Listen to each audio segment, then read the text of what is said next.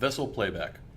PortVision 360's Enterprise Edition includes the ability for users to create an animated playback on the map for any region or vessel up to 5 years ago. To use Vessel Playback, follow these steps. 1. Position the map on the section you wish to play back. 2. In the Map Controls menu, select Vessel Playback. The system displays the Vessel Playback toolbar beneath the map. Notice the map colors are slightly muted to help differentiate the Vessel Playback mode from the normal map mode. 3. Adjust the speed drop-down list, slow, medium, or fast, and interval drop-down list with various options from 10 seconds to 1 hour for playback. 4. Set the starting point for playback. The control below the map is set on the current time. Several methods are available for setting the required playback start time. A. Press the previous day button to set the start time for playback a day earlier. Press it again to go back another day. B.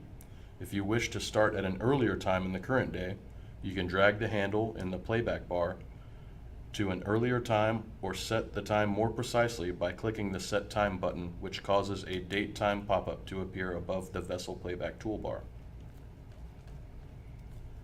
On the date time pop-up, you can click on the clock icon to change the time or click on the calendar icon to change the date. Alternatively, you can click on the date or time on the pop-up to open it as a text box and revise the date or time there. Clicking Apply causes the system to start playback at the selected date or time. 5. Press the Play button to start playback. Notice the vessels moving on the map. While playback occurs, the system displays a pause button instead of the play button. Clicking the pause button causes the animation to stop temporarily and displays the play button. You can adjust speed and interval to find the optimal playback motion, and click the double left arrow to return to the beginning of the playback, or press the double right arrow to reach the end. Playback continues until the user stops it or the system reaches the end of historical data. During playback, the system changes the time and date in the playback toolbar so you can see what time the playback is covering at any moment.